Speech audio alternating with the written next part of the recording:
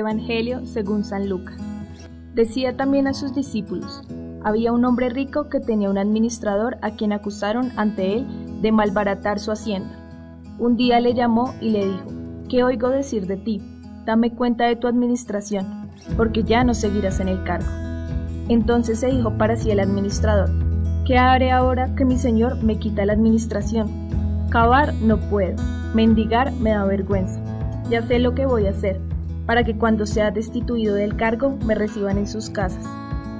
Llamó entonces uno por uno a los deudores de su señor. Dijo al primero: ¿cuánto debes a mi señor? Respondió: 100 medidas de aceite. Él le dijo: toma tu recibo, siéntate enseguida y escribe 50. Después preguntó a otro: ¿tú cuánto debes? Contestó: 100 cargas de trigo. Dícele: toma tu recibo y escribe 80. El señor alabó al administrador injusto, porque había obrado con sagacidad. Y es que los hijos de este mundo son más sagaces con los de su clase que los hijos de la luz. Así que os digo, haceos amigos con el dinero injusto, para que cuando llegue a faltar, os reciban en las eternas moradas. El que es fiel en lo insignificante, lo es también en lo importante, y el que es injusto en lo insignificante, también lo es en lo importante. Entonces, si no fuisteis fieles con el dinero injusto, ¿quién os confiará el verdadero? Y si no fuisteis fieles con lo ajeno, ¿quién os dará lo vuestro? Ningún criado puede servir a dos señores, porque aborrecerá a uno y amará al otro, o bien se dedicará a uno y despreciará al otro. No podéis servir a Dios y al dinero. La gracia y la paz de parte de Dios para todos los que nos siguen a través de las redes sociales. De nuevo estamos con ustedes para nuestras reflexiones en torno a la palabra dominical. En esta oportunidad nos detenemos en los textos propios para el domingo número 25 del tiempo ordinario ciclo C. El sentido de los textos está centrado en el valor que hay que dar a los bienes materiales y a la actitud con la cual ha de procederse de frente a ellos. El texto de la primera lectura, tomado de Amós en el capítulo 8, los versículos 4 a 7, nos invita a hacer memoria de la atmósfera explotadora en el reino del norte, en la época del antiguo Israel. La voz del profeta de la justicia cae como una señal de guerra. Él dirige su ataque contra la dolce vita, contra la vida cómoda de las clases económicas privilegiadas. El ataque decidido va contra quienes maltratan a los pobres y a los más humildes de la tierra, es decir, clama en favor de los que aún permanecen fieles a la honestidad y a la justicia. Por un lado, aquellos tiranizan mediante una forma maníaca de ganancias, convierten hasta los días litúrgicos y de descanso en ocasión de esclavitud.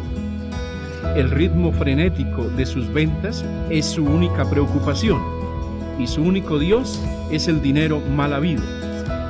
Por otro lado, su vida cotidiana está dominada por el fraude y la explotación. Falsifican hasta las medidas, especulan a la hora del intercambio y engañan sistemáticamente a su prójimo.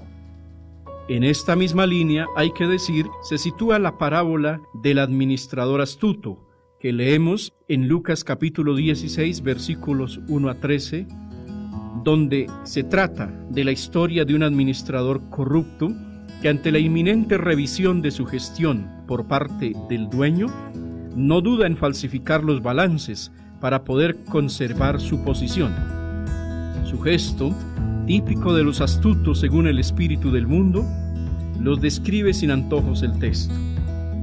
Los hijos de este mundo son más sagaces con los de su clase que los hijos de la luz. Leemos en el versículo 8. Y muestra entonces cómo, habiendo llegado a una situación dramática en la vida, los sagaces según el espíritu del mundo saben tomar con extrema inteligencia la tabla que los salve del naufragio. Hay que decir entonces que no es que Jesús quiera presentar como modelo de acción injusta al administrador, sino más bien lo que Jesús quiere poner de relieve es la actitud tan ágil, tan astuta con la cual procedió según una costumbre que por entonces era tolerada en Palestina. Y esto tiene una consecuencia muy importante para la nueva evangelización, porque implica poner en juego todas nuestras capacidades, toda nuestra creatividad, para que con sagacidad positiva el evangelio llegue a todas las gentes. Además, el evangelista añade un latigazo de Jesús contra las riquezas mal habidas, contra las riquezas habidas con corazón duro, cerrado, con corazón egoísta, apegado a los bienes materiales. Sin duda, con esta crítica Jesús aborda la vana ilusión de poder servir con corazón indiviso a Dios y al dinero. El auténtico discípulo, la auténtica discípula, han de saber que los dos servicios se mueven sobre lógicas diferentes y contrapuestas. No se puede servir a Dios y al dinero. Por una parte, la lógica de la caridad, de la fraternidad, de la solidaridad, del pensar en el bien del prójimo por encima de todo y antes de apegarse a lo material. La lógica de Dios. Y por otra, la lógica de las ganancias, de la competitividad que asfixia el corazón, que incluso hace naufragar la fe. La lógica que se deja esclavizar de los bienes materiales. Llegamos así a la segunda lectura, tomada de 1 Timoteo en el capítulo 2, los versículos 1 a 8, que se dedica a cuestiones prácticas de la vida eclesial. Entre ellas, se destaca la organización de la oración litúrgica. La oración que se eleva confiada a Dios en la comunidad cristiana debe ser universal, así como la Iglesia es universal. Debe responder a la voluntad salvífica de Dios, que quiere que todos los hombres se salven y lleguen al conocimiento de la verdad, pero también a la mediación salvífica de Cristo, que se entregó a sí mismo como rescate por todos. Una segunda intención de la oración cristiana se refiere a los hombres y mujeres dedicados al mundo político, puesto que, como ciudadanos del mundo, los creyentes debemos orar y luchar para vivir una vida de paz donde reinen la justicia y la fraternidad. El texto de la segunda lectura termina insistiendo en que se debe orar en todo lugar, elevando hacia el cielo las manos confiadas, sin iras y discusiones, es decir, con un verdadero espíritu evangélico.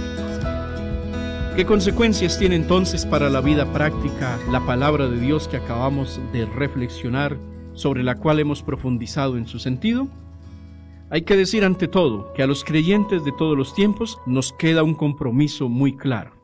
Un compromiso ético cristiano que nos llama a vivir la justicia, a desenmascarar las riquezas que oprimen, a defender las víctimas del poder y de la explotación, a pronunciarnos decididamente contra la brutal corrupción que como plaga invade todos los ambientes de la sociedad actualmente. Jesús no quiere que nos quedemos de brazos cruzados.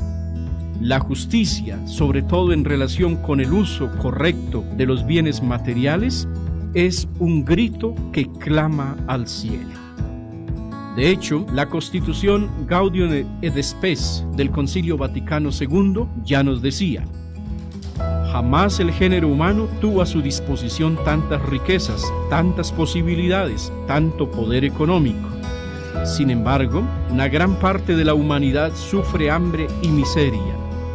Persisten hoy agudas tensiones políticas, sociales, económicas, raciales e ideológicas, y ni siquiera falta el peligro de una guerra que amenaza con destruirlo todo.